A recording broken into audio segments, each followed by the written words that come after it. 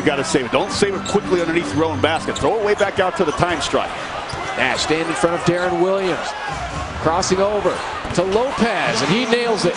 Look, Lopez now with 23 points and makes it a 5-point game. Nets are still alive. Shot clock is down to 3. Nash needs to make something happen. Off-balance shot. Rebounded by Lopez. Used up every second of the shot clock. Darren Williams. Over to Morrow. He has a good look for 3. Got it! 2-point game!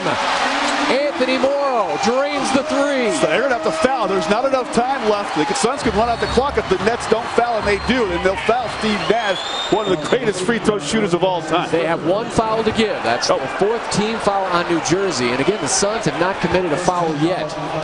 So it'll take 1 more.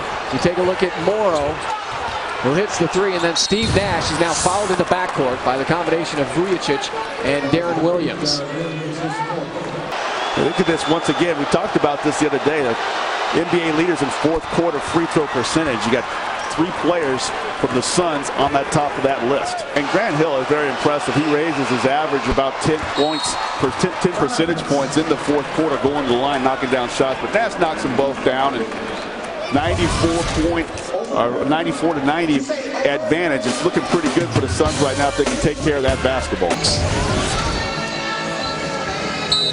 4-point advantage for Phoenix. Just under 15 seconds to go. They want to try to get it to Darren Williams. Picked up by Hill, pokes it away from behind. Look at the savvy hands of Grant Hill. Yeah, and they were setting up a screen for Morrow to come back to the basketball after he had inbounded to try and launch probably a long distance shot for 3 points.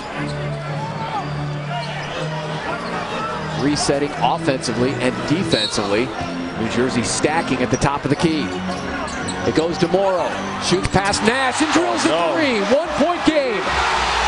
Second 3-point hit for Anthony Morrow, keeping New Jersey alive. They still have a heartbeat with 10.7 seconds to go. Oh my goodness. Now if the Suns get this ball inbounded to Steve Nash and he makes both free throws again, it still would only make it a 1-possession game. The Nets have much life here in New Jersey. He got the angle on Steve Nash. 94-93 Phoenix.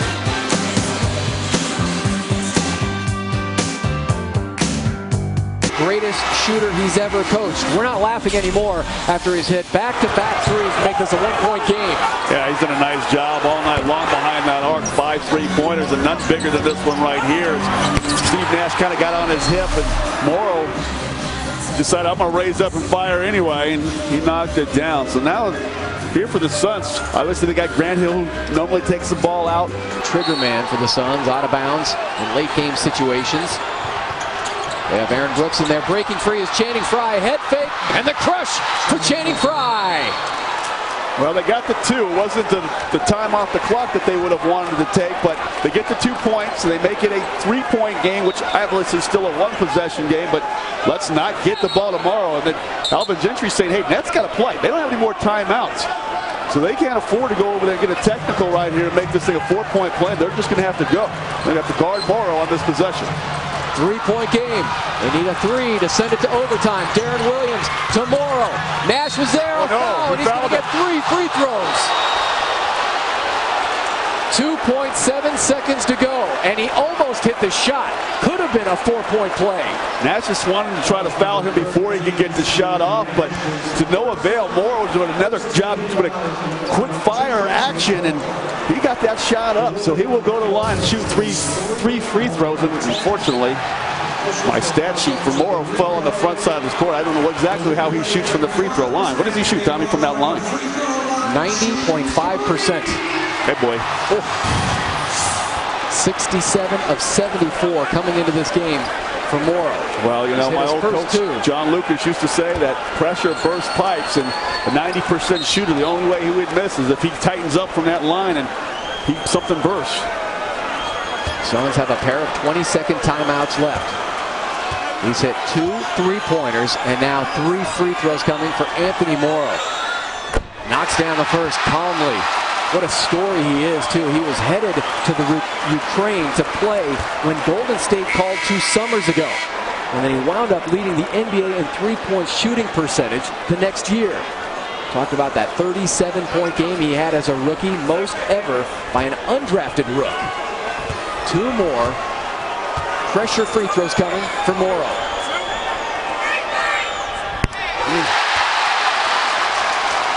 Dead center on the first 2. Yeah, and those things have not been an inch offline either way. Shooting for inside that back of that rim and putting a nice little lift of arc on that ball as well. This is important. If he misses this one, Suns got to get this rebound. Hits all 3. Tied up at 96. Timeout Alvin Gentry and the Suns. They had 3.5 seconds left yesterday against the Indiana Pacers, setting up the game winner in overtime. The shot by Channing Frye. What does Alvin Gentry have up his sleeve right now? I can't keep taking this. All these buzzer beaters and these close games, these overtime games, and this wasn't one play that they set up. They said they wouldn't run this in this situation, but having not had any practice time to put in another play, why not just do what you did last night? Let Dudley take a little pick right there. Channing Frye pop to the outside. Let him try it again. Maybe lightning will strike twice. Anthony Morrow has the last 9 points for New Jersey to tie us up at 96. Suns fans, did you know if you're signed up for My Suns Mobile, you'll receive a text alert for 2 free tacos at any Phoenix area Jack in the Box when the Suns score 99 points on the road or hold their opponent to 99 or fewer. Each team with 96. The Nets have lost 5 straight, only 17 wins all year. First meeting in Phoenix, these teams went to overtime. Will it happen again? Frye, Warwick, Carter, and Nash on the floor. Grant Hill to inbound. Frye sets the screen. And a 5-second violation will hand it over to New Jersey. Now remember, no timeouts. They have 2.7 seconds to get a shot off. Grant Hill could not inbound in time. My goodness, everything that could possibly go wrong is going wrong. It's almost like a nor'easter. It's a perfect storm brewing here, but the Suns are caught right in the middle of it. Scott, they need to inbound the ball right now because Avery Johnson is basically setting up a play. They don't have any timeouts left. Yeah, but you know how that works. You know how that works in the NBA. So he's trying to take advantage of every opportunity he can. If the Nets can't get the ball, and they can make some substitutions. New Jersey trying to pull off a miracle. Vujicic. No, not in time. And we are headed to overtime for the second time this season between the Suns and New Jersey Nets. And it's all thanks to Anthony Morrow. 2 3-pointers and 3 free throws. Morrow with 22 points. We're tied up at 96. At least 5 more minutes coming your way from the Prudential Center.